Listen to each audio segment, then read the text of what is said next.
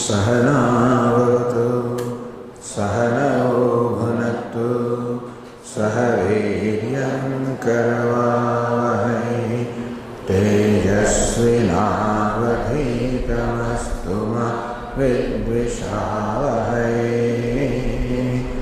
ॐ शान्ति शान्ति शान्तिः। ॐ पूर्णमदः पूर्णमिदं पूर्णात् पूर्णमुदच्यते पूर्णस्य पूर्णमादाय पूर्णमेवावशिष्यते। ॐ शान्ति शान्ति शान्तिः। विश्वं दर्पणदृश्यमाननगरे तुल्यं निजान्तर्गतं पश्यन्नात्मनि मायया बहिर्भूतं यथा निद्रया यः साक्षात् कुरुते प्रबोधसमये स्वात्मानमेवाद्वयं तस्मै श्रीगुरुमूर्तये नमः। इदं श्रीदक्षिणामूर्तये। वागीशायस्य वदने लक्ष्मी यस्य च वक्षसि यस्यास्ति हृदये संविद तं नृसिंहमहं भजे। ॐ नमः परमहंसास्वादित चरणकमलचिन्मकरन्दाय भक्तजनमानसनिवासाय श्रीरामचन्द्राय विश्वसर्गविसर्गादि नवलक्षणलक्षितं श्रीकृष्णाख्यं परं धाम जगद्धाम नमामतं। सच्चिदानन्दरूपाय विश्वोत्पत्त्यादिहेतवे तापत्रयविनाशाय श्रीकृष्णाय वयं नमः। यं प्रव्रजन्तमनुपेतमपेतकृत्यं द्वैपायनो विरहकातर आजुहाव तन्मयतया तरवोऽभिनेदुः तं सर्वभूतहृदयं मुनिमानतोऽस्मि।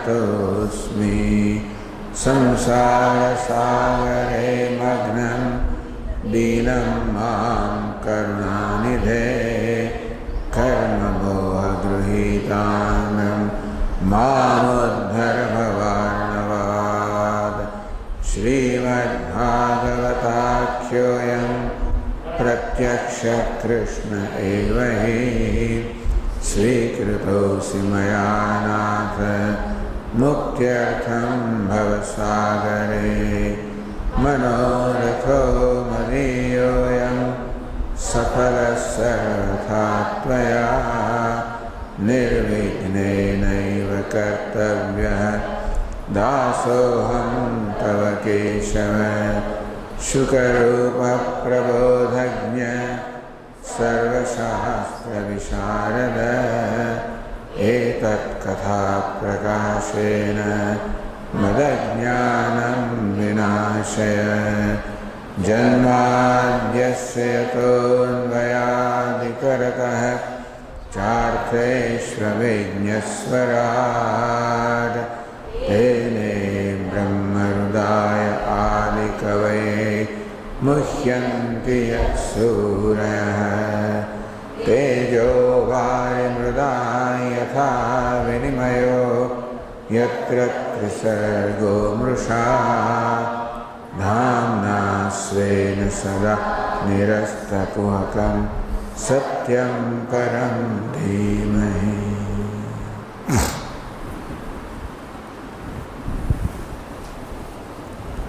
આજે આપણે 762 પાના પર મહાદેવજીએ ભગવાન શિવજીએ ભગવાન નારાયણની જે સ્તુતિ કરી છે એ આપણે આજે કરશું.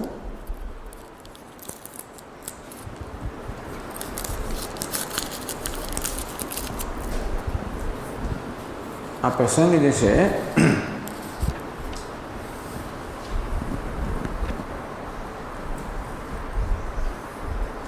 એ સમુદ્ર મંથન પછીનો પ્રસંગ છે.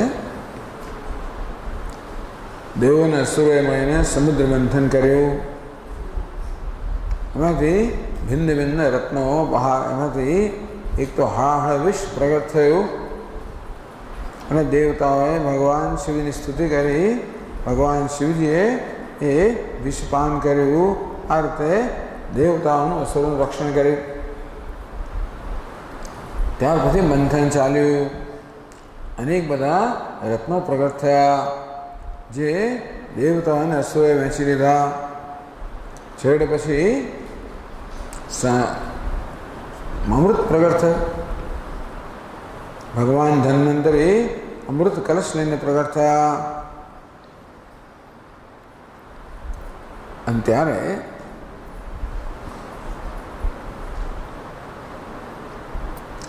અસુરોએ ઝડપથી એકદમ જ પેલો અમૃતનો કળશ લઈ લીધો. દેવતા બિચારા દુઃખી થઈ ગયા. કરે ને આટલી મહેનત કરીને અમૃત પ્રાપ્ત થયું અને છેવટે આ દૈત્યોએ ઝૂંટવી લીધું.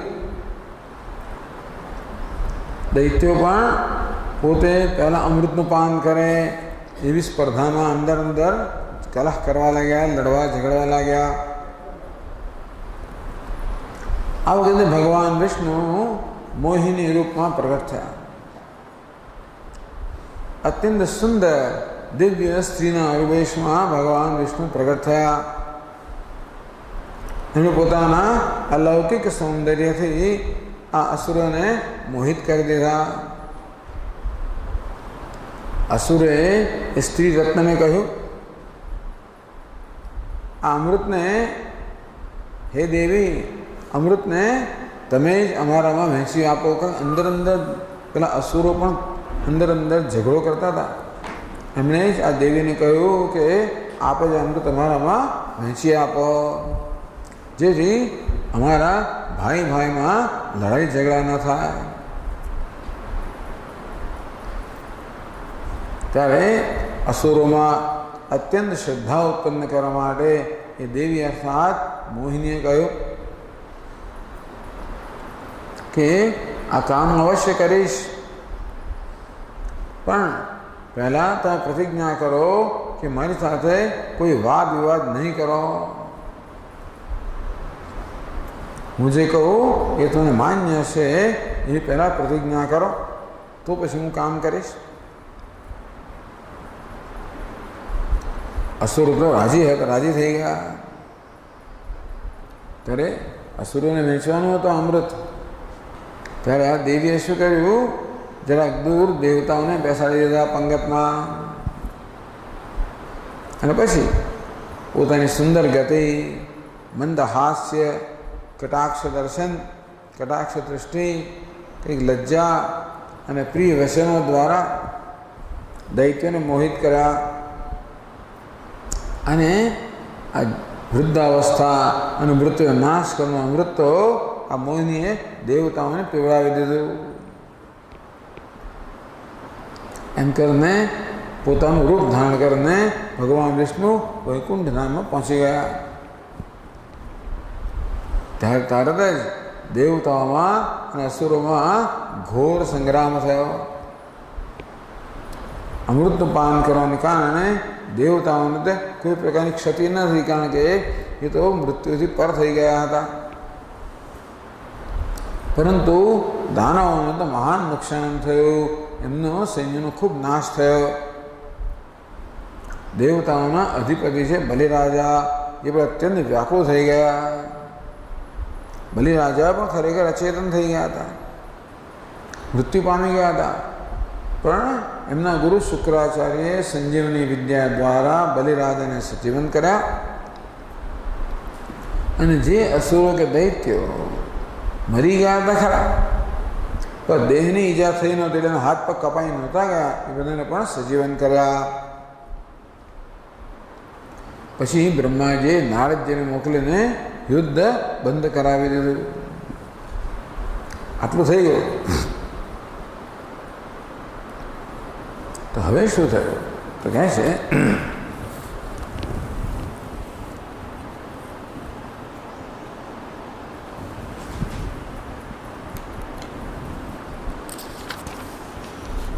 શ્રી સુખદેવ કે હે પરીક્ષિત, જ્યારે ભગવાન શિવજીએ સાંભળ્યું કે શ્રી હરિએ મોહિનીનું રૂપ ધારણ કરીને અસુરોને મોહિત કરી લીધા હતા અને દેવતાઓને અમૃત પાન કરાવ્યું હતું, ભગવાન શિવજીએ સાંભળ્યું. આ મોહિની વિશે શિવજીએ સાંભળ્યું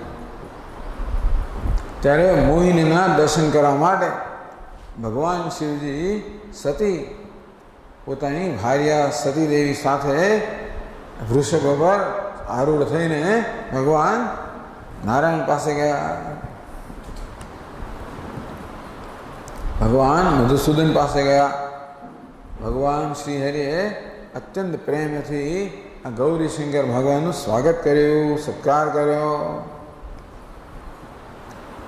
અને શિવજી અને દેવી પણ સુખેથી બેસી ગયા અને ભગવાનનું સન્માન કરીને સ્મિત સહિત બોલ્યા.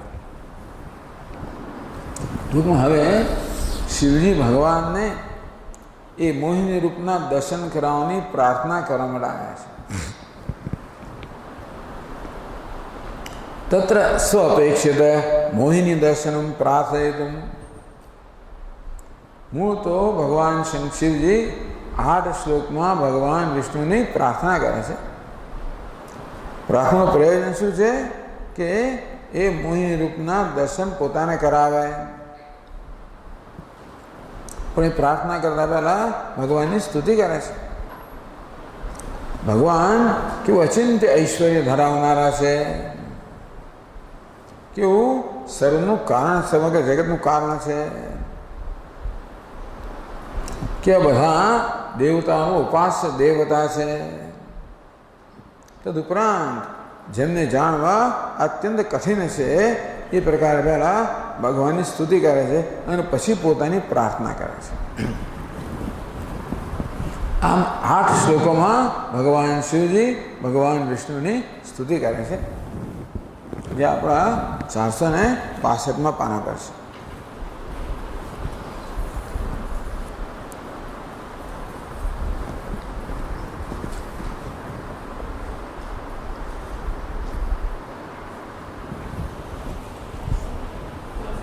Hmm? 462.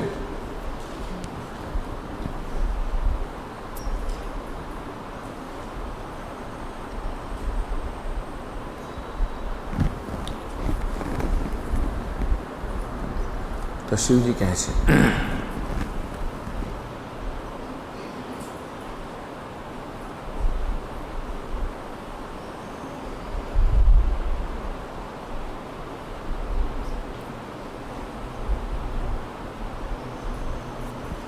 पास આપણો રાગ બદલાઈ ગયો.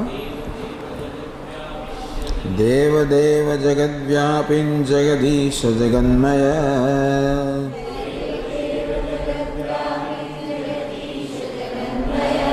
સર્વેષામપિ ભાવાનાં ત્વમાત્મા હેતુરીશ્વરઃ.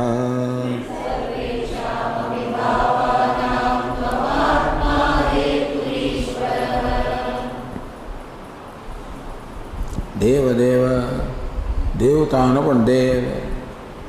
દેવ કોને કહેવાય? જે ભજનીય છે, જે ઉપાસ્ય છે, ઉપાસના કરવા યોગ્ય છે, ધ્યાન કરવા યોગ્ય છે, આરાધના કરવા યોગ્ય છે, જેની બધા ઉપાસના કરે છે, ધ્યાન કરે છે, આરાધના કરે છે, પૂજા કરે છે, એને દેવ કહેવાય.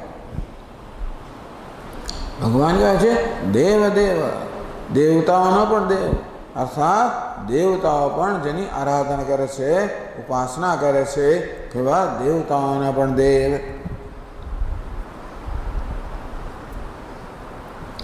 તો ભગવાન જ્યારે કોઈ પૂછે કે હું દેવતાનો પણ દેવ છું, એવી કઈ રીતે? તો કે હે જગત વ્યાપીન, આપ સમગ્ર જગતને વ્યાપ્ત કરીને રહેલા છો,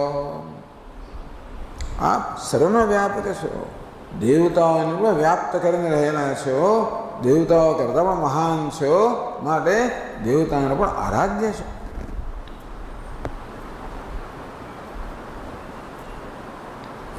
તો કેવી રીતે હું સમગ્ર જગતને વ્યાપ્ત કરીને રહેલું કહે છે? તો કે જગદીશ જગન્મય જગન્મય જગન્મય છો અર્થાત આપ જ સમગ્ર જગતના રૂપમાં છો.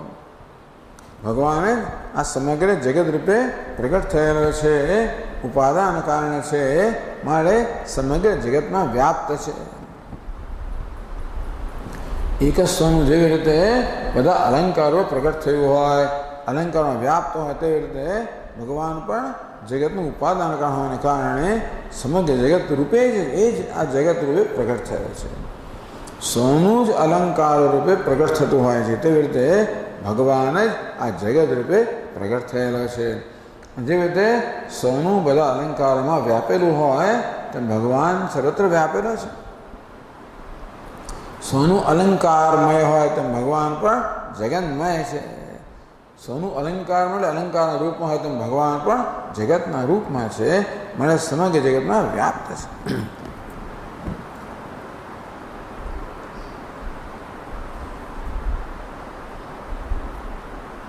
આમ ભગવાન ઉપાદાન કારણ છે. તો પછી કે પણ ઉપાદાન કારણ નહીં, પણ આપ તો નિમિત્ત કારણ પણ છો, અર્થાત જગતનું સર્જન કરનાર પણ આપ છો. ઘરેણામાં સોનું છે ઉપાદાન કારણ છે, સોની નિમિત્ત કારણ છે, પણ જગતના કિસ્સામાં ભગવાન ઉપાદાન કારણ પણ છે, નિમિત્ત કારણ પણ છે. સર્જન કરનાર પણ એ છે, સર્જનના રૂપમાં પણ એ છે. એટલે કે છે હે જગદીશ,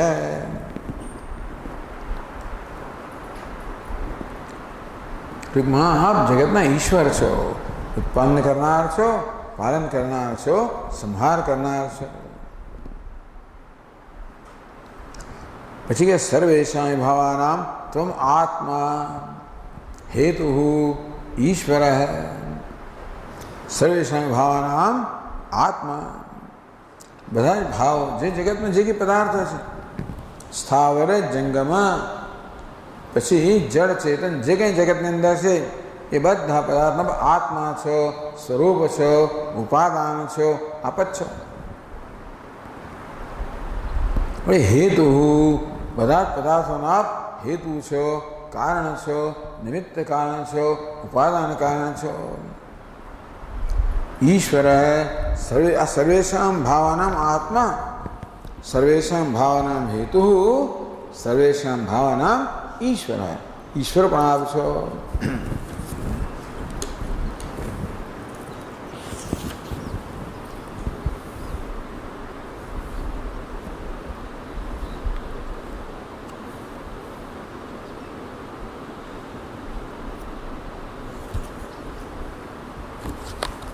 ઈશ્વર કોને કહેવાય? ઈશન કરવું, શાસન કરવું એનો સ્વભાવ છે. ભગવાન આપ સર્વના શાસક છો, નિયામક છો, નિયંતા છો. સમય જગત આપના નિયમ પ્રમાણે ચાલે છે, આપની આજ્ઞા પ્રમાણે ચાલે છે.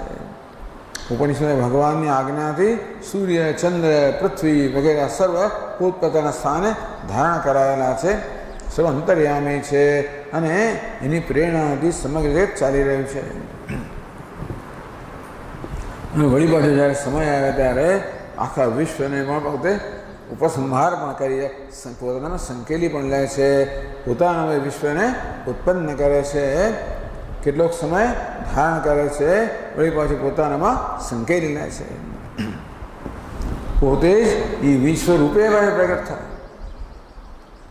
જેમ કરોળીઓ પેલા પોતાના તંતુને ઉત્પન્ન કરે, પાછું ગળી જાય, તેમ ભગવાન ઉત્પન્ન કરે અને ગળી જાય. હવે પ્રશ્ન એ થાય, જો ભગવાન જ જગતના રૂપમાં હોય તો જગત સતત પરિવર્તનશીલ છે, સતત વિકારને પ્રાપ્ત થાય છે. જગતમાં કોઈ વસ્તુ ક્યારે પણ સ્થાયી નથી, દરેક વસ્તુ બદલાતી છે, પરિવર્તનશીલ છે, વિકારી છે. તો ભગવાન જગતના રૂપમાં, તો ભગવાન વિકારી થઈ જાય ને? એક મોટો પ્રશ્ન થાય કે ભગવાન જગતના રૂપમાં પ્રગટ થયો હોય તો ભગવાન આપ જ સુખી દુઃખી છો, આ દુઃખ સહન કરનાર પણ આપ જ થયા ને. એ જ ભગવાન જ જગત રૂપે પ્રગટ થયો હોય તો સુખ અને દુઃખના બધો સંસાર સહન કરનાર તો એ જ થયા ને. આપણે તો માત્ર આપણા એક જ સંસારને ભોગવવાનો છે. ભગવાન બધાનો આત્મા હોય તો બિચારો મહાસંસારી થઈ ગયો. ક્યારેક પ્રશ્ન કરે કે ભગવાન આવું શું કામ કર્યું છે? જાણી જોઈને કોઈ કાદવમાં શું કામ પડે? જાણી જોઈને કોઈ કાંટામાં શું કામ જાય? જાણી જોઈને ભગવાને શું કામ અહીંયા પ્રવેશ કર્યો? આ તો કોઈ જાણી જોઈને ભાઈ કોઈ જાણે કંઈ ઓછું કારાવાસમાં જાય કે જેલમાં જાય તો કારાવાસમાં આવી ગયો. જન્મ મૃત્યુ જરા વ્યાધિ અનેક પ્રકારના દુઃખવાળું આ જીવન છે. ભગવાનમાં પ્રવેશ કર્યો, ભગવાન એવું પ્રગટ થયો તો ભગવાન તું તો સુખી દુઃખી થયો, વિકારી થયો, મહાસંસારી થયો. તો કહે છે કે નહીં એવું નથી. કેવી રીતે નથી કહે છે? તો વેદાંતિ લોકોને કયો ઉત્તર છે ખબર છે ને આ વિશે? ભગવાન ઉપાદાન કારણ છે. તો પછી જેમ આ માટી ઘડો બની ગઈ હોય અને ઘડાને આપણે એક જો ધારો કે લાઠી મારીએ તો માટીને જ કોને વાગે? માટી જ વાગે ના વાગે? કેમ તો કોને વાગે? સોનું અલંકાર બની ગયો હોય, અલંકારને તપાવો તો સોનું જ તપે ને બિચારે.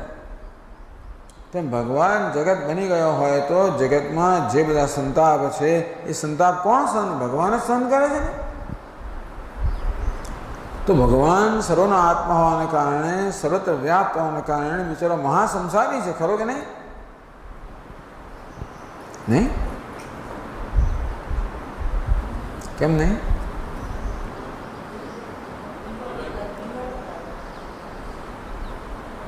ભગવાન ઉપાદાન કારણ. કઈ ઉપાદાન કારણ છે?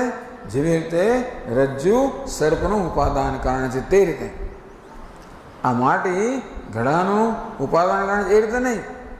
નહીં તો માટીને જ ત્રાસ થાય. ઘડાને લાઠી પડે તો માટીને જ પડે. પરંતુ જેવી રીતે રજ્જુ સર્પનું ઉત્પન્ન કરે, સર્પના રૂપમાં રજ્જુ જશે, પરંતુ સર્પને કશું થાય તો રજ્જુને કંઈ ના થાય. તમે મંત્રો બોલો અને સર્પને જાત જાતની પીડા આપો, રજ્જુને કંઈ ના થાય. રજ્જુના કોઈ ગુણ કે દોષ સર્પને લાગુ ના પડે. તો ભગવાન કહ્યું છે વિવર્ત ઉપાદાન કારણ. એ વેદાંતનો ઉત્તર છે. બીજી કશી રીતે ઉત્તર આપવા જાઓ તો મુશ્કેલી જ પડી જાય. એટલે કહે છે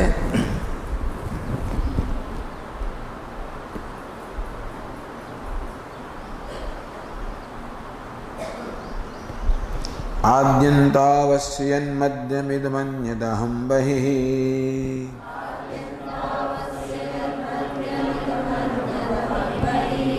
યતો વ્યયસ્ય નૈતાનિ તત્સત્યં બ્રહ્મચિદ્ભવાન.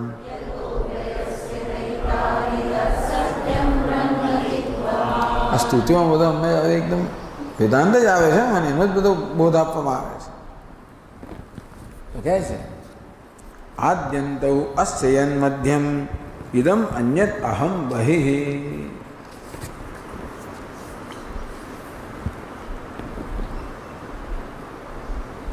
તો એ મહામાયાવીની પરમેશ્વરે નહીં કિંચિત અઘટિતમેવ.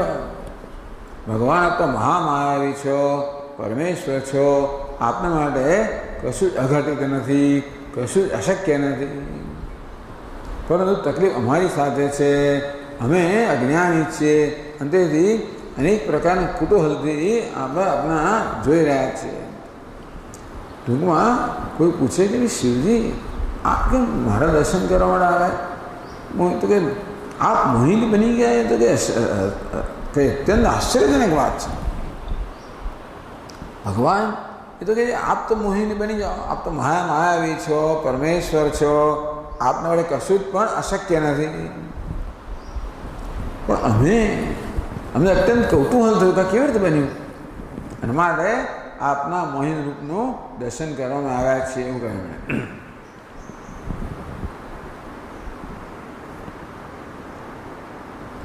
અહીં કહે શ્રીધર સ્વામી નનુ જગન્મયોક્ત્યા જગત ઉત્પત્ત્યાદિના અસત્યત્વેન જાડ્યેન છે. એ જ વસ્તુ છે. જો આપ જગતના રૂપમાં હો તો જગત તો મિથ્યા છે, અસત છે, જળ છે, દુઃખાત્મક છે. ભગવાન સચ્ચિદાનંદ છે, જગત અસત અચિત અનાનંદ છે. તો તો ભગવાન એવો છે? તો કે નહીં નહીં. એટલે કહ્યું આદ્યંતો યસ્ય અસ્ય અસ્ય જગત આદ્યંતો, આ જગતના આદિ અને અંત એટલે કે જન્મ મૃત્યુ જેને કારણે છે. યદ મધ્યમ યચ્ચ મધ્યમ, મધ્ય એટલે જગતની સ્થિતિ પણ જેને કારણે છે. પછી કહે છે ઇદમ અન્યત અહમ બહિઃ.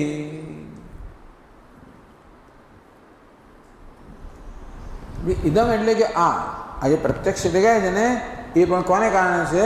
ભગવાનને કારણે. અન્યત જે દેખાત પ્રત્યક્ષ નથી, કેવું છે? પરોક્ષ છે. ઇદમ એટલે પ્રત્યક્ષના રૂપમાં ભગવાન છે. અન્યત પરોક્ષના રૂપમાં પણ આપ જ છો. અહમના રૂપમાં અહમના રૂપમાં કોણ છો? આપ જ છો. અહમ એટલે કોણ?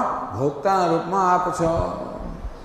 ત્યારે બહિઃ આ બહાર જે ભોગ્ય જગત છે એ રૂપમાં આપ જ છો. જુઓ ભગવાન કયા કયા રૂપમાં છે? પ્રત્યક્ષ પણ એ છે. પ્રત્યક્ષ એટલે જે ઇન્દ્રિયોના જ્ઞાનનો વિષય છે. પરોક્ષ અર્થાત જે ઇન્દ્રિયોની મર્યાદાથી બહાર છે, પરોક્ષ એ પણ એ જ છે. ભોગતા પણ ભગવાન છે, ભોગ્ય પણ ભગવાન છે.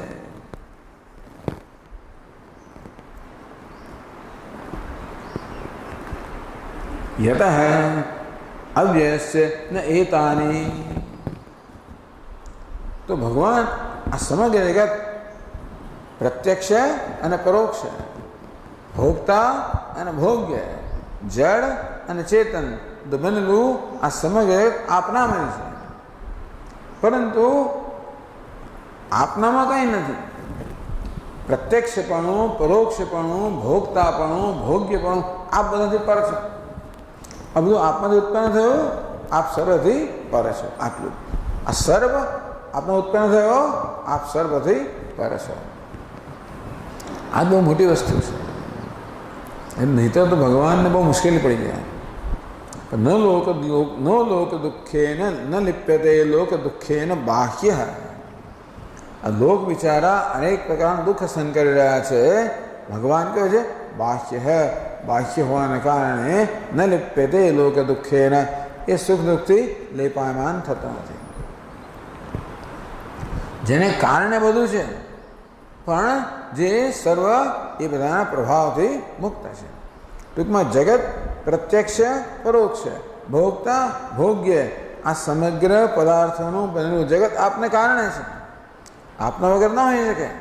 પણ આપનામાં ભોગતાપણું નથી, ભોગ્યપણું પણ નથી, પ્રત્યક્ષપણું નથી, પરોક્ષપણું પણ નથી.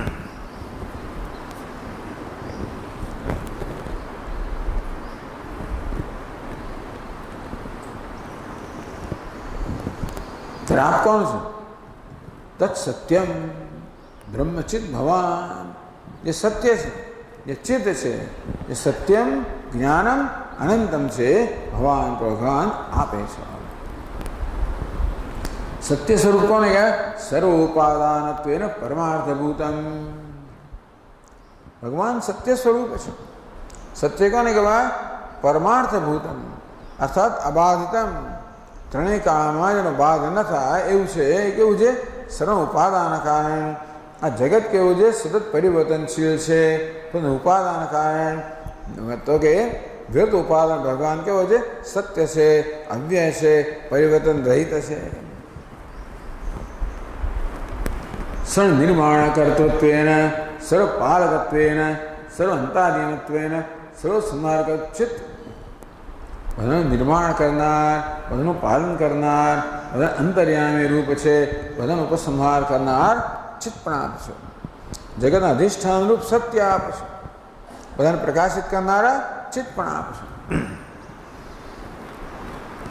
બ્રહ્મ ભવાન એવો ઇતિહાસ છે. તો કે એવું બ્રહ્મ જે છે સત્યમ જ્ઞાન અનંતમ, ભગવાન આપ જ છો.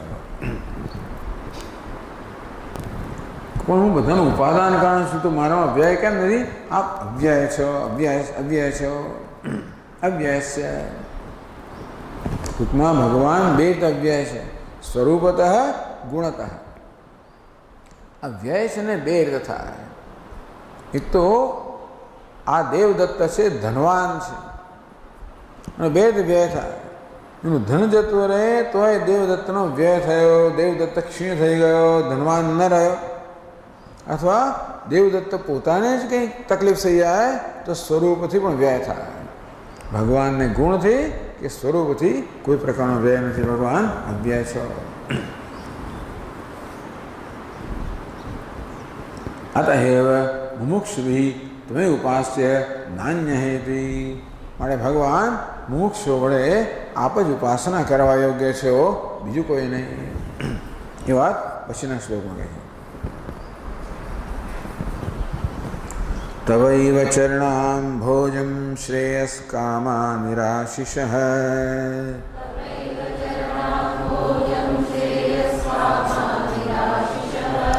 વિસૃજ્યો ભયતઃ સંગમ મુનયઃ સમુપાસતે.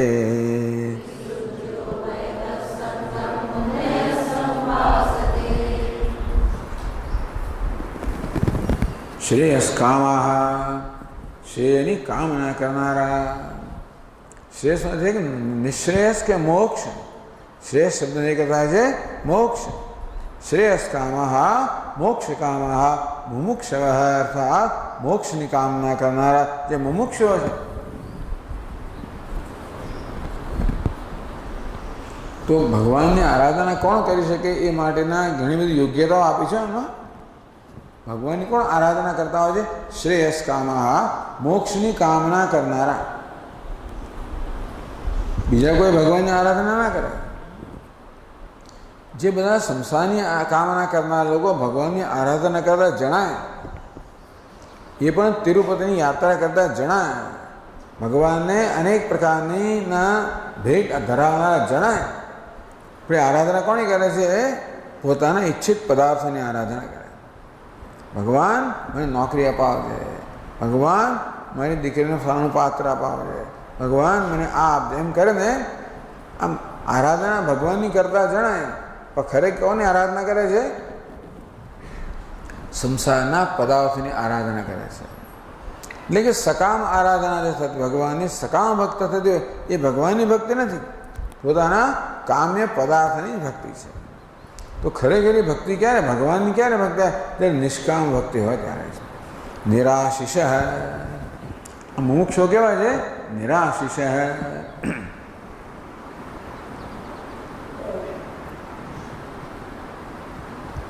ધર્માદિ ત્રિવર્ગ, ધર્મ, અર્થ, કામ, આ બધા પ્રકારની ઈચ્છાઓથી મુક્ત જે છે એ કહેવાય છે. એટલે મોક્ષની આરાધના કોણ કરી શકે? ધર્મ એટલે સ્વર્ગ, અર્થ એટલે આ જીવનના સુખ સાહેબી, અને કામ એટલે આ જગતના અને પરલોકના સુખ. આ બધાની અપેક્ષામાંથી મુક્ત થયા છે એ મુમુક્ષો માત્ર ભગવાનના ચરણની સાચા અર્થમાં આરાધના કરે, નિષ્કામતા આરાધના કરે. પણ જ્યાં સુધી આ જગતના પદાર્થોના ભોગની આસક્તિ હોય ત્યાં સુધી ઈચ્છાની મુક્ત કેમ થવાય? આપ કહો છો કે મુમુક્ષુ છે. કેમ મુમુક્ષુ છે? કારણ કે આ લોક અને પરલોકના બધા પદાર્થોની આસક્તિ મુક્ત છે. તો મુક્ત કેમ થવાય? એમના પ્રત્યે આસક્તિ હોય તેમની ઈચ્છાઓની મુક્ત કેમ થવાય? એટલે કહે છે કે વિસૃજ ઉભયત સંગમ, ઉભયત ઇહામુત્ર ચ સંગમ ભોગાસક્તિ વિસૃજ્ય. આ લોક અને પરલોકના કોઈ પદાર્થના ભોગની આસક્તિથી મુક્ત છે, વૈરાગ્ય છે. આ લોક અને પરલોકના ભોગની આસક્તિથી મુક્ત. અને માટે જો આસક્તિ ન હોય તો પછી ઈચ્છા પણ ના હોય. ઈચ્છાથી મુક્ત. તો બધી ઈચ્છાથી મુક્ત હોય તો કઈ ઈચ્છા બાકી રહી ગઈ? મોક્ષની ઈચ્છા. આ એક ઈચ્છા એ બધી ઈચ્છાઓને ખાઈ જનારી ઈચ્છા છે. તો મોક્ષની ઈચ્છા ક્યારેય ખરેખર હોય જ્યારે આ લોકના કે પરલોકના કોઈ પદાર્થોના ભોગની ઈચ્છા ન હોય, અને તો પછી એ બધા પ્રકારના પદાર્થોની ઈચ્છાથી મુક્ત હોય, તો ધર્મ અર્થ કામથી મુક્ત હોય, અને તો પછી મોક્ષની ઈચ્છા ધરાવનારા હોય. મુમુક્ષવ એ થયું કેવી રીતે? એ લોકો આ લોકના અને પરલોકના બધા પદાર્થોની કામનાથી મુક્ત કેવી રીતે થાય? બધા લોકોમાં કામના હોય છે, મુક્ત કેમ થાય? તો કે મુનય કેવા છે? અનેક જન્મ અનુષ્ઠિત ભગવત અર્પિત કર્મભિ તત્કૃપયા વિશુદ્ધાંતઃકરણતયા તથા આસક્તિ ત્યાગ વિચારણ ઉત્પન્ન સદસદ વિવેકા. જેમનામાં સત અને સતનો નિત્ય અને નિત્યનો વિવેકે જન્મ્યો છે. પહેલાં જેમનામાં આ પ્રકારની સૂઝ જન્મી છે કે હું જીવનમાં નિત્ય વસ્તુ ઈચ્છું છું. મને અનિત્ય સુખ ન જોઈએ, મને કોઈ તાત્કાલિક સુખ ન જોઈએ, મને સ્થાયી સુખ જોઈએ, શાશ્વત સુખ જોઈએ. એવી જેનામાં એવો વિવેકે જન્મ્યો છે. બીજો વિવેક શું જન્મ્યો? કે આ જગતના આ લોક અને પરલોકના બધા પદાર્થો છે એ અનિત્ય છે. અંતેથી એ અનિત્ય પદાર્થો મને જ જોઈએ, એ આપી શક્યા નથી. એ પ્રકારનો વિવેકે જન્મ્યો. એ વિવેક ક્યારે જન્મે? આ પ્રકારનો વિચાર કરે ત્યારે. આમ તો માણસ સમક્ષ કોઈ વસ્તુ ધરવામાં આવે ને ત્યારે આમાંથી મને શું મળશે, આનો કેવી રીતે ઉપભોગ કરું, આ પ્રકારનો વિચાર આવે. આપણી સામે કશું ધર્યું હોય તેને કેમ ભોગવવું, એવો જ વિચાર આવે. એનું સ્વરૂપ શું છે એ વિચાર ક્યારે આવે? મન સાત્વિક હોય ત્યારે. મનમાં રજોગુણ હોય ત્યારે પદાર્થને કેમ ભોગવવા એ પ્રકારે વિચાર આવે. મનમાં જ્યારે વિશુદ્ધ અંતઃકરણ, અંતઃકરણ શુદ્ધ હોય, રજોગુણ તમોગુણ દૂર થઈ ગયા હોય, રાગ દ્વેષ દૂર થઈ ગયા હોય, મન સાત્વિક હોય ત્યારે એ જ જગત વિશે વિચાર આવે. તેનું તત્વ કયું છે? પોતાના વિશે પણ પોતાના જ્ઞાન વિશેનો પ્રેમ જન્મે. તેથી વિશુદ્ધ અંતઃકરણ કારણે જેનો વિવેક જન્મ્યો છે. અને માટે જે લોકો અનિત્ય પદાર્થોની આસક્તિ મુક્ત થયા છે એ વિવેક ક્યારે જન્મ્યો? શુદ્ધ એ શુદ્ધ અંતઃકરણ કેમ પ્રાપ્ત થયું? તો કહે છે અનેક જન્મ અનુષ્ઠિત ભગવત અર્પિત કર્મભિ તત્કૃપયા. ભગવાનની કૃપાને કારણે એમનું અંતઃકરણ શુદ્ધ થયું. તો કોણ ભગવાનના ચરણની આરાધના કરે છે? જે મુમુક્ષુઓ છે તે, જે નિષ્કામ ભક્તિ કરનારા છે. હવે મુમુક્ષુતા નિષ્કામતા કેમ જન્મી? કારણ કે એમને આ લોકોને પરલોકના બધા વિષયોના ભોગની આસક્તિમાંથી મુક્ત થઈ ગયા. એવું કેવી રીતે બન્યું? તો કે એમણે એના પર ચિંતન કર્યું કે આ લોકોને પરલોકના બધા ભોગ મને પ્રાપ્ત થાય તો પણ અનિત્ય હોવાને કારણે મારી નિત્ય વસ્તુની કે નિત્ય સુખની ઈચ્છા પૂરી ના કરી શકે. એવી રીતનો વિવેક કેમ જન્મ્યો? અંતઃકરણ સાત્વિક છે, શુદ્ધ છે, અને માટે આ પ્રકારનું ચિંતન સ્વાભાવિક થાય. ભાઈ એનું ચિત્ત શુદ્ધ કેમ બન્યું? અંતઃકરણ સાત્વિક કેમ બન્યું? ઈશ્વરની કૃપાથી બન્યું. ઈશ્વરની કૃપા કેમ પ્રાપ્ત થઈ? તો કહે છે કે ભગવત અર્પિત કર્મભિ. ભગવાનની કૃપા ક્યારે પ્રાપ્ત થાય? ભગવાન ખુશ થાય ત્યારે. ભગવાન ખુશ ક્યારે થાય? આપણે ભગવાનને ખુશ કરીએ ત્યારે.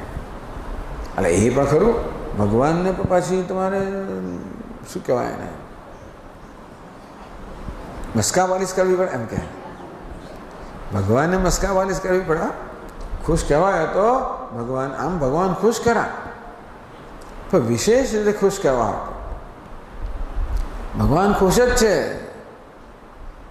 પણ ભગવાન ખુશ હોય તો એને જે ઈચ્છા ગમે તે આપે. પણ આપણને ગમે એ જોઈતું હોય તો ભગવાન વિશેષ રીતે ખુશ કરવાનું. આમ તો પપ્પા ખુશ જ હોય બાળક, તો સિનેમા જોવા જોઈએ તો વિશેષ ખુશ કરવા પડે. પપ્પા ઘરે આવે એટલે એના બૂટ લઈ લે, મોજા કાઢે, પાણી લઈ આવે, બધું કરે ત્યારે પપ્પા ખુશ થાય. એને વિશેષ કૃપા જોઈએ, એને સિનેમા જોવા જવું છે. તો ભક્તને વિશેષ કૃપા જોઈતો હોય તો અને ભગવાનને વિશેષ કૃપા જોઈએ તો ભગવાનને ખુશ કરવા મસ્કાવાલીસ કરવા પડે. કહેવાય છે ભગવાનને સમર્પિત કર્મ. તો કે ભગવત અર્પિત કર્મ વિહિ સ્વકર્મણા તમ વ્યર્ચે.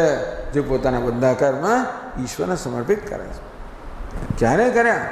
અનેક જન્મ અનુષ્ઠિત, અનેક જન્મ સંસિદ્ધ. અનેક જન્મમાં ભગવાનની નિષ્કામ આરાધનાને કારણે જેમના અંતઃકરણ રાગ દ્વેષથી મુક્ત બન્યા છે, રજોગુણ તમોગુણથી મુક્ત બન્યા છે, જેમના સાત્વિક બન્યા છે, માટે મુનિ બન્યા. મુનિ શું? મનનશીલ બન્યા. ભોગી નથી. કોણ છે? યોગી બન્યો, મુનિ બન્યો. મુનિ બન્યો હોવાને કારણે જગતના તત્વો પર વિચાર કરે છે. આઈન્સ્ટાઈન બધા લોકોના જગત જોઈને કેવો વિચાર આવે કે જગતની રચના કેવી છે, એને એ પ્રકારનો વિચાર આવે. ન્યૂટનને એ પ્રકારનો વિચાર આવે. કેવા છે? મહામુનિઓ છે, સાત્વિક અંતઃકરણવાળા છે. આ તો એથી ચડી ગયા. આ તો ભગવાનને, એ તો જગતની ચિંતન કરનારા છે, આ તત્વનું ચિંતન કરનારા છે. તો જેણે ઈશ્વરની કૃપાથી અંતઃકરણ શુદ્ધ અંતઃકરણ પ્રાપ્ત કર્યું, અનેક જન્મ દરમિયાન ઈશ્વરને જેમણે પોતાના સત્કર્મ અર્પિત કર્યા છે, એવા મુનય સમુપાસતે સમ્યક ઉપાસતે. તો સારી રીતે ભગવાન જે છે, ભગવાનના ચરણકમળની આદરણે ઉપાસતે, પ્રેમથી ભક્તિભાવથી ભગવાન આપના ચરણકમળની ઉપાસના કરે છે. મુમુક્ષુ તો ભગવાન આપની ઉપાસના કરે, બીજા કોઈ ના કરે.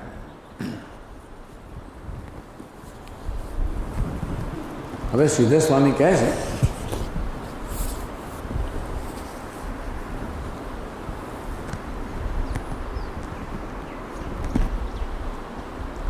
નનુ બ્રહ્મ, જ્યારે કે ભગવાન પૂછી રહ્યા છે શિવજીને, નનુ બ્રહ્મ એવે ચેદહમ, ભાઈ તમે કહો છો કે હું બ્રહ્મ છું.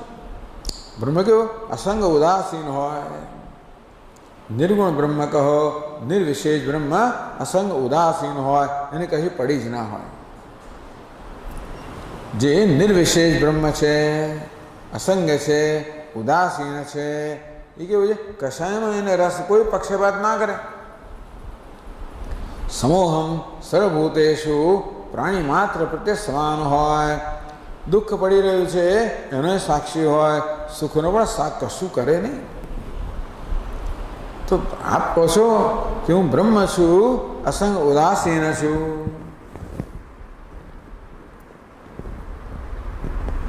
તો પછી મારી ઉપાસના કરે મળે શું? કોઈને ખુશ કરવાથી મળે, ક્યારે ખુશ થાય ત્યારે ને. આપણે કોઈની ઉપાસના કરીએ, આરાધના કરીએ, એ ખુશ થવાનો હતો ને. અસંગ જ હોય તો પથ્થરની આરાધના કરે તો શું મળે તમને? ટૂંકમાં જેનામાં કોઈ સંગ, જે પીગળતો જ નથી, જેનું હૃદય પીગળી શકે એની આરાધના કરો તો આપણે કૃપા પ્રાપ્ત થાય. બ્રહ્મ કે એમાં કશું જ ના હોય ને. અસંગ છે, ઉદાસીન છે, નિર્વિશેષ છે, નિરાકાર છે, અને માટે એને કશું સ્પર્શતું જ નથી. એવા બ્રહ્મની આરાધના કરવાથી શું? એટલે કહે છે કે મમ ચરણાંબુજોપાસના કિમ તેષામ, આવા મારા અત્યંત અસંગ ઉદાસીન એવા મારા ચરણની ઉપાસના કરવાથી પણ મુમુક્ષુને મળવાનું શું છે? તમે કહો છો કે મુમુક્ષુ આપના ચરણની આરાધના કરે છે, તો મારી આરાધના કરે મળે શું? તો કહે છે બ્રહ્મત્વ એવમ પિત્વમ ન અત્યંતમ ઉદાસીન. તો કે નહીં, આ બ્રહ્મ છો છતાં પણ અત્યંત ઉદાસીન નથી. ટૂંકમાં આ ભગવાનની ભક્તિ કેવી છે? આવા ઉદાસીન ભગવાનને પણ પક્ષપાતી બનાવે. સમૂહમ સર્વભૂતેષુ નમે દ્વેષ્યોસ્તિ ન પ્રિય. ભગવાનનું જે નિર્વિશેષ સ્વરૂપ છે એ માટે કહે છે કે મને કોઈ પક્ષપાત પણ નથી અને ક્યાંય પણ નિષ્ઠુરતા નથી. બધા મળે સમાન છે. એટલે મળે રાવણનો પણ આત્મા છે, રામનો આત્મા. તો રાવણને રોકતા કેમ નથી? પરમ બ્રહ્મ કોઈને રોકે પણ નહીં. વૈકુંઠમાં બેઠો બેઠો ચા બેસો કેવો છે? ઉદાસીન છે, અસંગ છે, પૃથ્વી પર આડું ચાલી રહ્યું છે, એને કંઈ ભાન જ કંઈ થતું જ નથી. એ ભગવાનને ભક્તિ દ્વારા પૃથ્વી પર લાવીએ, એ નિર્ગુણને આપણે સગુણ બનાવીએ, ભક્તિ દ્વારા એના હૃદયને પીગળાવીએ, ત્યારે આપણું કામ કરે. એટલે ટૂંકમાં પરમાત્મા ભલે અસંગ ઉદાસીન રહ્યો હોય છતાં પણ શંકરાચાર્ય મહારાજ પણ કહે છે કે ભાઈ ભગવાનને જાણો જ અસ્તિત્વોપલબ્ધવ્ય તત્વભાવ એને ચોભયો. આ ઉપનિષદ કહે છે અસ્તિત્વોપલબ્ધસ્ય તત્વભાવ પ્રસિદ્ધતિ. ભગવાન સગુણ પણ છે, નિર્ગુણ પણ છે. સગુણની આરાધના કરવાથી નિર્ગુણ પણ આપણે અનુકૂળ બને છે અને આપણને દર્શન આપે છે, એટલે એનું જ્ઞાન થાય છે. એટલે કહે છે કે બ્રહ્મત્વે બી ત્વમ અત્યંત ઉદાસીન. આ બ્રહ્મ છો પણ અત્યંત ઉદાસીન નથી. જરાક ટૂંકમાં કંઈક પણ એમને મળી જાય, જરાક પણ છિદ્ર મળી જાય એટલે ને આસુરો પણ જરાક છિદ્ર મળે પ્રવેશ કરી જાય. ભલ ભલો ઓફિસર હોય ને ભલ ભલો મિનિસ્ટર હોય ને ભલ ભલો માણસ હોય ને, જરાક છિદ્ર મળ્યું તો એક જણને મિનિસ્ટર બનાવ્યો, હોમ મિનિસ્ટર બનાવ્યો, તો પેલા દુષ્ટ લોકો એની દીકરીને ઉઠાવીને લઈ ગયા. હવે કરે છે હોમ મિનિસ્ટર, એની દીકરીને ઉઠાવીને લઈ ગયા. પછી તો એણે હોમ મિનિસ્ટર હોવાને કારણે એટલા બધા ટૂંકમાં કહ્યું કે ફલા આટલા બધા ગુંડાઓને છોડો 5, તો અમે તારી દીકરીને પાછી આપીશું. છોડી મૂક્યા. બીજાની દીકરીઓ તો ના છોડતા, બીજા કોઈની દીકરીને લઈ ગયા હોત તો કશું ના છોડ્યું હોત. પણ દરેકનું એક આવું છિદ્ર હોય, આવી જાતની થોડી કંઈક મર્યાદા હોય, કંઈક કોમાતા હોય, આવું પકડવાની જરૂર છે. ભગવાનને આવી રીતે જ પકડવાની. ટૂંકમાં આમ તો કશું કરે નહીં, પરંતુ એમની જરાક આવી છિદ્ર જોઈને ભગવાનને ભક્ત લોકો આવા નિર્વિશેષ ભગવાનને પણ પોતાને વશ કરી લે છે. એ કહે છે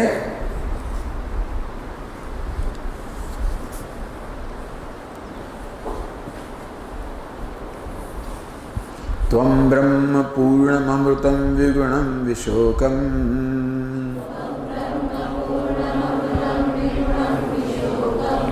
આનંદમાત્રમ વિકારમનન્યદન્યત.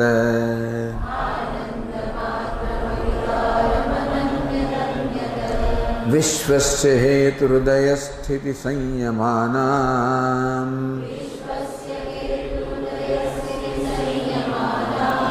આત્મેશ્વરશ્ચ તદપેક્ષતયાનપેક્ષઃ.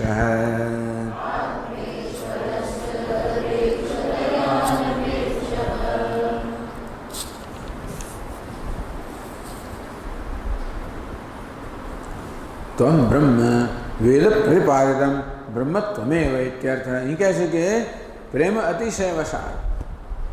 બીજી એક રીત એવી છે કે ભગવાન શિવજી અત્યંત પ્રેમને વશ થઈને ભગવાનની આ પ્રકારે એનું વર્ણન કરે. ભગવાન આપ જ બ્રહ્મ છે. જેમ અર્જુન એકદમ પ્રેમનો અતિરેક થઈ ગયો એને 10મા અધ્યાયને ભગવાને જ્યારે કહ્યું કે તેષામેવાનુકંપાર્થમ અહમ અજ્ઞાનજં તમઃ નાશયામ્યાત્મહવસ્ત જ્ઞાનદીપેન ભાસ્વતા પરમ બ્રહ્મ પરમ ધામ પવિત્રમ પરમમ ભવાન. અર્જુન એકદમ સ્તુતિ કરવા માંડે. આમ પ્રેમનો અતિશય અતિરેક આવી જાય ને એકદમ સ્તુતિ થઈ જાય. તેમ જાણે શિવજીમાં પ્રેમનો અતિશય અતિરેક થઈ ગયો. અને ત્વમ બ્રહ્મ વેદમાં પ્રતિપાદન કરવામાં આવ્યું છે ભગવાન એ બ્રહ્મ આપ જ છે. બ્રહ્મ કયો પૂર્ણ. બ્રહ્મ એટલે પૂર્ણ, ટૂંકમાં જે સર્વત્ર વ્યાપકમ, જે પૂર્ણ છે, સર્વત્ર વ્યાપ્ત છે, સર્વને સમાવેશ કરનાર છે, એક છે, અદ્વિતીય છે. કેમ ભગવાન પૂર્ણ છે? તો કે વિશ્વસ્ય આત્મા, સમગ્રના આત્મા છો. તત્ત સર્વ પદાર્થ સ્વરૂપમ, જે કે જળ ચેતન પદાર્થો છે એ રૂપમાં ભગવાન આપ જ છો, સર્વવ્યાપક છો, માટે આપ પૂર્ણ છો, માટે બ્રહ્મ છે.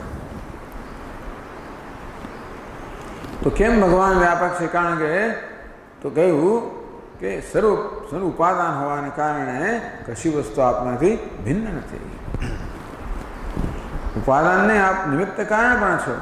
કે છે વિશ્વસ્ય હેતુ, આપ પણ છો ઉદય સ્થિતિ સંયમાનામ હે વિશ્વસ્ય ઉદય સ્થિતિ સંયમાનામ હેતુ. ઉદય એટલે ઉત્પત્તિ, સ્થિતિ, સંયમ એટલે સંહાર. આપ ઉત્પત્તિ સ્થિતિ, જગતના ઉત્પત્તિ સ્થિતિ સંહારનો આપ જ કારણ છો, આપ જ નિમિત્ત કારણ છો.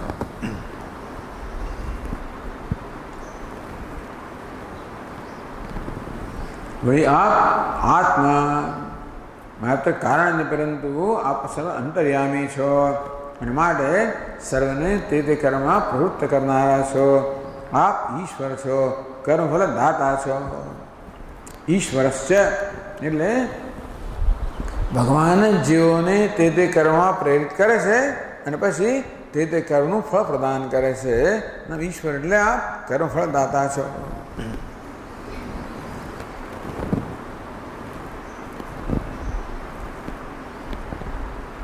આપ કહો છો અહીંયા તદ અપેક્ષતયા અનપેક્ષ, બે શબ્દો છે.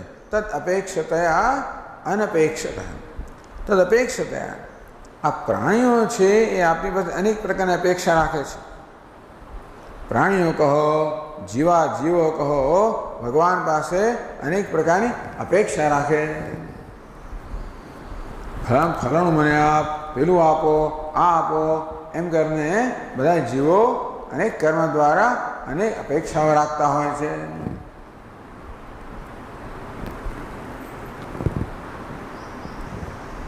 તો આપ પણ અપેક્ષા રાખો કે નહીં? રાજા હોય ને, રાજાને સેવક જ્યારે રાજાની સેવા કરે ત્યારે રાજા પણ એ સેવાનું ફળ આપે ખરો, પણ કેવી રીતે આપે?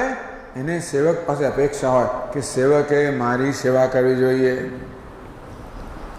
ભગવાન આપ પણ આપણા ભક્તોને સેવાનું ફળ જ્યારે આપો છો ત્યારે આપનો અપેક્ષા તો નહીં, આપ કે અનપેક્ષા હૈ. કારણ કે ભગવાનને કેમ અપેક્ષા નહીં? પૂર્ણ પરમાનંદ પૂર્ણત્વાદ. તો રાજા કેવો છે? ભલે રાજા હોય છતાં પણ એનામાં ઘણી બધી અધૂરપ ખરી. અને તેથી રાજાને બીજાને પગ દુખતા હોય એને અધૂરપ તો ખરી ને. કોઈ પગ દબાવી આપે તો રાજા ખુશ થાય, માથું દુખતું હોય તો માથું દબાવી આપે. રાજાને કોઈ પછી બીજાએ ચઢાઈ કરી હોય તો પછી એનું સેનાપતિને મદદ કરે. ટૂંકમાં રાજા હોવા છતાં પણ અનેક પ્રકારની મર્યાદા હોવાને કારણે રાજાને અનેક પ્રકારની જરૂરતો છે. પણ જરૂરત હોય ને ત્યારે આપણે આપણી જરૂરત પૂરી કરનારા પાસેથી હંમેશા અપેક્ષા હોવાની છે.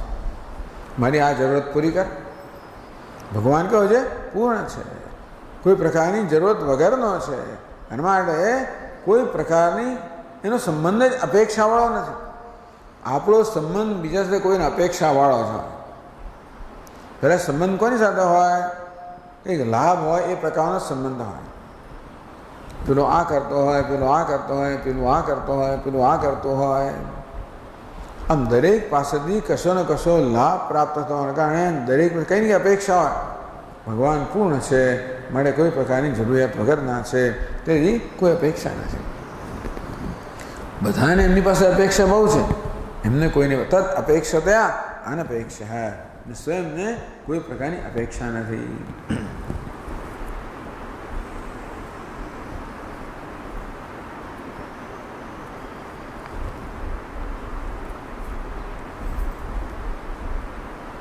પછી કહ્યું અમૃતમ વિગુણમ વિશોકમ આનંદ માત્રમ અવિકારમ અનન્યત અન્યત.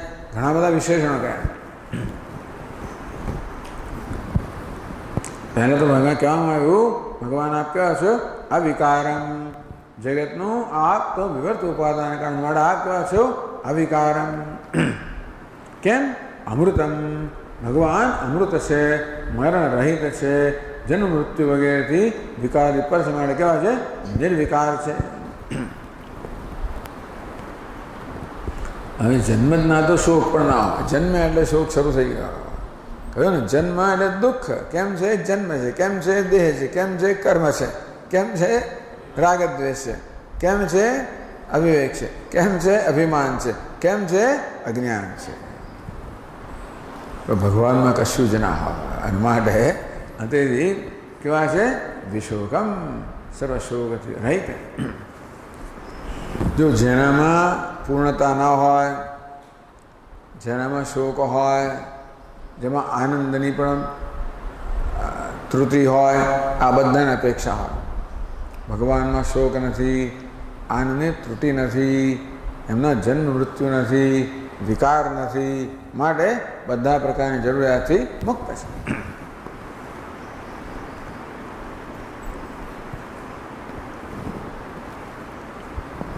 વિગુણમ ગુણાતીતમ. જન્મ ક્યારે હોય? કર્મ હોય ત્યારે. કર્મ ક્યારે હોય? ઈચ્છા હોય ત્યારે. ઈચ્છા ક્યારે હોય? રાગદ્વેષ. રાગદ્વેષ ક્યારે? ગુણ હોય ત્યારે. રજોગુણમાંથી રાગ જન્મે, તમોગુણમાંથી દ્વેષ. ભગવાન વિગુણમ. ભગવાન કહે છે ત્રિગુણાતીત, એટલે વિસ્ત્રય ગુણ્યો નિસ્ત્રય ગુણ્ય છે. અને માટે એનામાં કોઈ તો એનો કોઈ કર્મ નથી. એ કેમ છે? ભગવાન કહે છે કે અનન્યતા. જો તમારામાં જરૂરિયાત ક્યારે હોય? કશીક વસ્તુની ખોટ હોય ત્યારે. અનન્ય. આ જગત ભગવાનની અન્ય નથી. જેમ કે સોનામાંથી અનેક અલંકારો બન્યા હોય તો સોના અને બંગડી વગેરે ઈચ્છા હોય ના, કારણ કે બધું એનામાં કોઈ અલંકાર ભિન્ન નથી. તે જગતની કોઈ વસ્તુ ભગવાન કરતાં ભિન્ન નથી. માટે ભગવાન સર્વ ઈચ્છાઓથી જરૂરિયાતથી મુક્ત છે. ઓહો, જગત આ ભિન્ન નથી તો પછી જગતમાં વિકાર આપના તો નહીં, એ જગતથી અન્ય છે. અન્યત. જગત અનન્ય જ છે.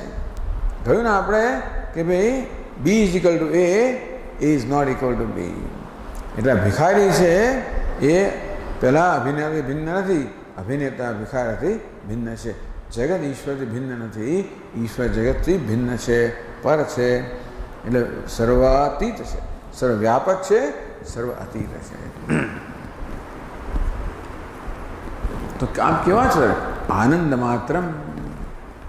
બસ આપ આનંદ માત્ર છો. તો ભગવાન તો આનંદ માત્ર. ભગવાન પણ આ રૂપમાં છે ને. અત્યારે શિવજી જ્યારે ભગવાનને પ્રાર્થના કરે તો ભગવાન ચતુર્ભુજ રૂપમાં છે, આનંદમાં. એટલે કંઈ કહે છે કે આનંદ માત્ર કરચરણ મુખોદરાદેવ અત્યર્થ. ટૂંકમાં ભગવાનનું સમગ્ર વિગ્રહ છે ને આનંદ બનેલું છે. મુખ કહો, એમના ચરણ કહો, ઉદર કહો, એમના જે અંગ છે બધા આનંદના બનેલા છે, ચૈતન્યના બનેલા છે, આનંદના બનેલા છે. આનંદ માત્ર.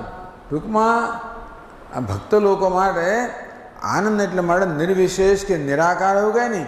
ભગવાનનો આકાર છે ને આનંદનો જ બનેલો છે. ભગવાનનો આકાર ચૈતન્યનો બનેલો છે. માયામય શરીર ના માનેલો, પંચભૌતિક પણ નહીં. ભગવાન દેહ કેવો છે? તો કે ચિન્મય દેહ છે, આનંદમય દેહ છે. અતઃ કેવલમ ભક્તાનુગ્રહાત્મતો ઐશ્વર્યમ. ટૂંકમાં ભગવાનનું જે ઐશ્વર્ય છે, જે સર્વજ્ઞ, સર્વશક્તિમાન, સર્વવ્યાપી, નિયામક ઐશ્વર્ય છે. શેના માટે છે? માત્ર ભક્તો પર અનુગ્રહ કરવા માટે છે. બીજા લોકો પોતાનો ઐશ્વર્ય ઉપયોગ કેમ કરે? લોકોનો લાભ લેવા માટે. રાજા પાસે ઐશ્વર્ય હોય તો શું કર ઉઘરાવે, જાત જાતનું કરે ને. ભગવાનનું ઐશ્વર્ય કોને માટે છે? માત્ર ભક્તો પર, ભક્તો અનુગ્રહ કરવા માટે છે. આ પ્રકારે શિવજી સ્તુતિ કરી રહ્યા છે. પછી આગળ આવતા ક્લાસમાં આપણે આગળ કરશું.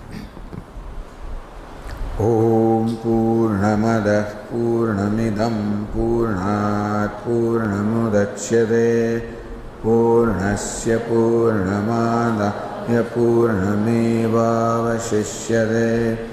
ઓમ શાંતિ શાંતિ શાંતિ. સચ્ચિદાનંદરૂપાય વિશ્વોત્પત્યાદિહેતવે તાપત્રય વિનાશાય શ્રીકૃષ્ણાય વયં નમઃ. જન્માદ્યસ્ય યતોન્વયાદિતરતઃ ચાર્થેષ્વવિઘ્નેશ્વરાत् તેને બ્રહ્મહૃદાય આદિકવયે મુહ્યन्ति યત્સૂરયः.